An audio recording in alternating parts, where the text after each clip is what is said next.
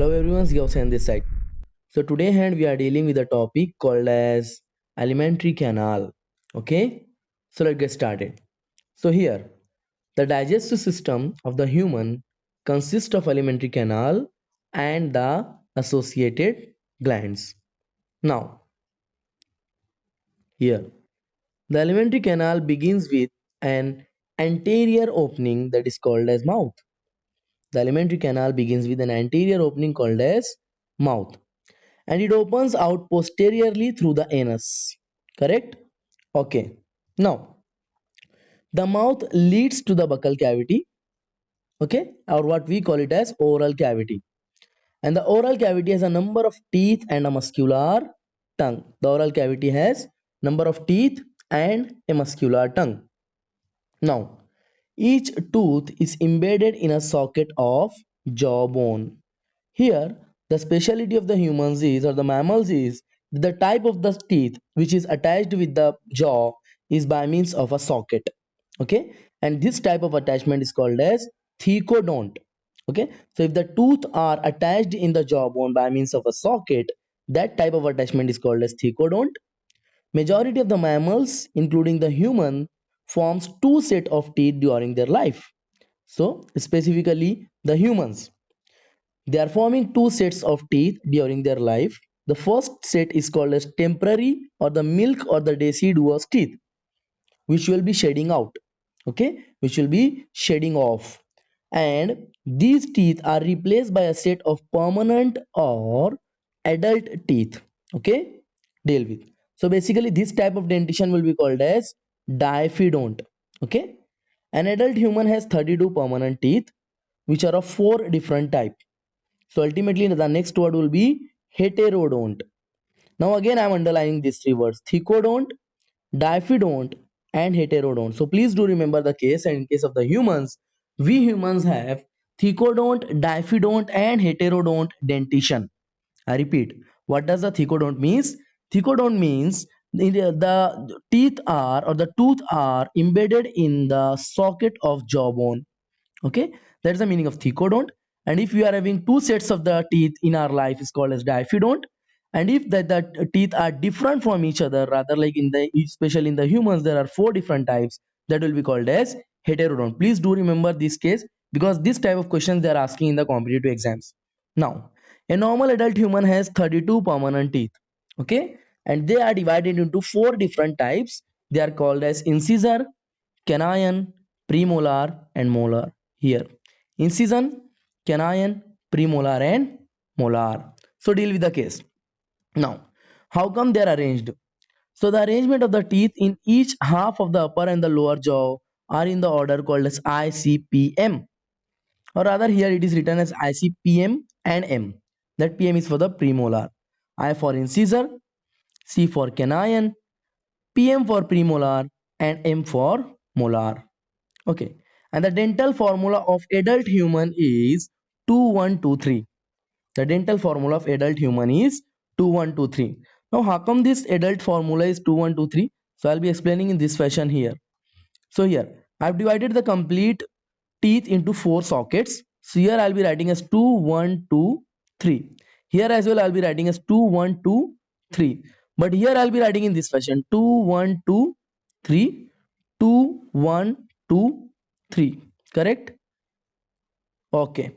Now, if I'm adding all of them, this will be 8, this will be again 8, this will be again 8, this will be again 8. And I'm adding all of them, so that like the grand addition will be coming as 32. Correct? Deal with. Now, this is adult dental formula. I should give you the infant dental formula as well. And that is called as 2102. And if I'm adding all of them, it is coming as 5. And we do know that they are divided into four different parts: 1, 2, 3 and 4. So I'll be just multiplying this 5 into 4, and the total number of the teeth in the infant will be coming as 20. So the milk teeth is 20 only, and the 2102 will be 2 incisors, 1 canine, 0 premolar and 2 molar. Okay, deal with the case.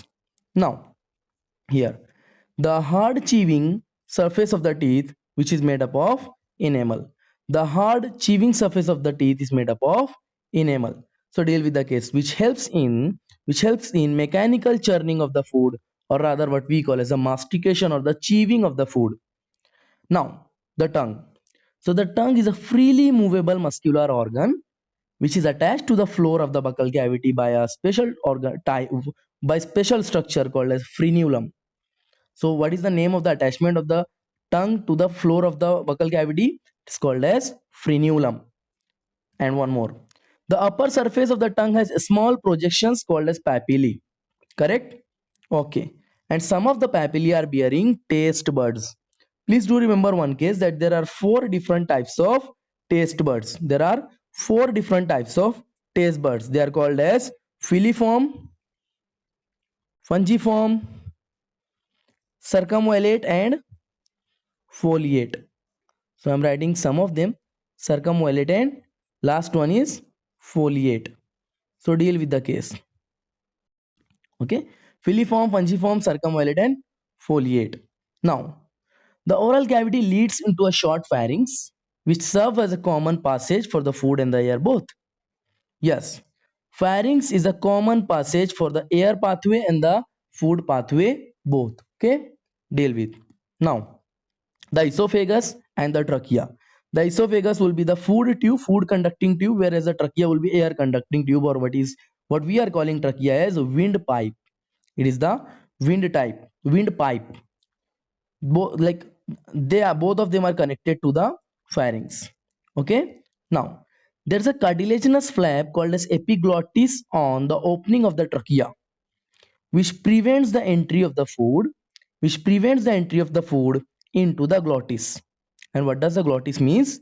Glottis is nothing but the opening of the trachea. Okay. So the covering or the cap of the glottis is called as epiglottis. So do remember one thing. Whenever we are eating something, the epiglottis is covering the glottis. That is the reason why our food is not entering into the windpipe. Okay. Deal with. So during swallowing, the esophagus basically, and the esophagus is a thin tube. It's a thin long tube which extends posteriorly, passing through the neck.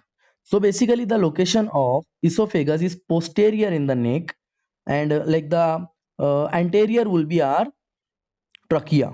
Okay, so the posterior one is the esophagus, which is a thin long tube which extends posteriorly, passing through the neck, then thorax, and then diaphragm. So it's literally a very huge long tube. Neck, thorax, and the diaphragm, and then it will be leading to a J-shaped bag. Which will be called as the stomach. Okay. Now, basically the connection between the esophagus and the stomach will be a muscular sphincter, a muscular gate, rather I should be calling it as a muscular sphincter will be here, which will be the connection between the esophagus and the stomach. It regulates the opening of the esophagus into the stomach. So basically, what is the function of the muscular sphincter? It is responsible for the opening of the esophagus and stomach connection. And what does this called? What is the name of this sphincter? The name of the sphincter is called as a gastroesophageal sphincter. The name of the sphincter is called as gastroesophageal sphincter. Okay, deal with the case. Now, here, the stomach. Now, the stomach, which is located in the upper left portion of the abdominal cavity. Yes, the stomach is located in the upper left portion of the abdominal cavity, which has four major parts. The first, it is called as a cardiac, fundic, body, and the pyloric. Okay, deal with the cardiac portion, into which the esophagus is opening, then a fundic region which is above the cardiac portion, then the special central body, that is called as the main central region, or specifically it is called as body of the stomach, and the last but not the least one, the pyloric portion, which is opening into the first part of the small intestine. Okay, so the attachment of the stomach to the esophagus portion is called as cardiac portion, whereas the attachment of the stomach to the small intestine is called as pyloric portion. Okay, deal with the case. We'll be dealing with the diagram. Now, the small intestine is distinguishable into three regions. The first region is called as a C-shaped structure called as duodenum. Okay. Then a long coiled middle portion is there which is called as jejunum, and a highly coiled third portion or the last portion is called as ileum. Okay, deal with. The opening of the stomach into the duodenum does have a sphincter muscle, here, and that is called by the name is called as the pyloric sphincter. The name is called as pyloric sphincter. Now, the ileum opens into the large intestine. Yes, it has to, because the last portion of the small intestine is the ileum. The first is duodenum, the second is the jejunum, and the third is ileum. Now, the last portion, the ileum, is opening into the large intestine, which consists of cecum, colon, and the rectum. The first one is cecum, the second one is the colon, and the third one is called as rectum. Now, cecum. So it is a small blind sac. It is a small blind sac which hosts some symbiotic microorganism. Okay, and a narrow finger-like tubular projection.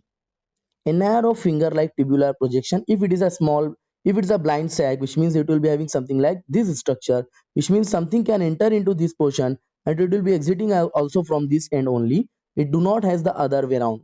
Okay, now, so the narrow finger like tubular projection, that is called, that is like in that which is present is a vermiform appendix. The vermiform appendix, which is a vestigial organ in the humans. It's a vestigial organ in the human. What is the function of vermiform appendix? Basically, the function of vermiform appendix was to produce cellulase, which is responsible for the digestion of cellulose sugar. And right now, it is functional in some of the herbivores. Still it is functional. Okay, deal with. Now, so the vermiform appendix is arises from the cecum. The vermiform appendix is arises from the cecum. Right now in humans, the vermiform appendix is the vestigial organ. Please do remember, it's a vestigial organ, which means it do not has any proper function right now, and that is the reason we cannot digest cellulose. Okay. Now, the most abundant organic molecule on the planet Earth is called as cellulose. Now, the cecum is opening into the colon. The second portion of the large intestine is colon. And the colon is divided into four different parts. The first one is called as the ascending, the second is called as the transverse, the third is called as the descending, and the last is called as sigmoidal colon. So the four, again, ascending colon, transverse colon, descending, and the sigmoidal. So the descending part opens into the rectum, which opens out through the anus. So somehow like I'll be trying the structure something like this, like the ascending, then the transverse, then the descending, and then sigmoid, somehow in this version. Then here you will be having rectum, and at the end of the day you will be having anus. Okay, so deal with the case. Now, descending part opens into the rectum, which opens throughout the anus. Now the time has come that we will be dealing with the stomach's structure. So here, this is a structure for me. Okay, so here I can literally show you, this is the portion where the gastroesophageal sphincter will be present. Okay, so whenever the food is directly coming, it will be coming into the cardiac region here, correct? It will be coming into the cardiac region, but above the cardiac region the fundus is here, somehow like I'm drawing it here. The fundus is here. Okay, so the fundic region is above the cardiac region. Okay, deal with the case. After that, the largest portion of the stomach is called as body, or what we call it the central body. Then the last portion will be called as pyloric stomach, and this will be entering into the small intestine. So the region here will be called as pyloric sphincter, and this is called as the superior portion of the duodenum. After the duodenum, jejunum will be coming, and after jejunum, ileum will be coming, and this will be the whole small intestine. And after the small intestine, the large intestine will be coming, which will be having cecum, then colon, and then rectum. At the end of the day, anus. Correct? So deal with the cases.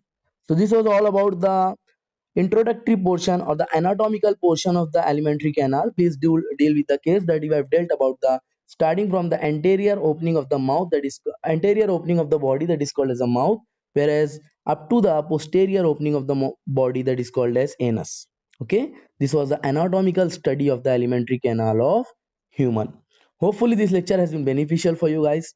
If you do have any kind of questions, please ask me there in the comment section. Please do like, share and subscribe to our channel. Thank you very much for your so much support. Thank you.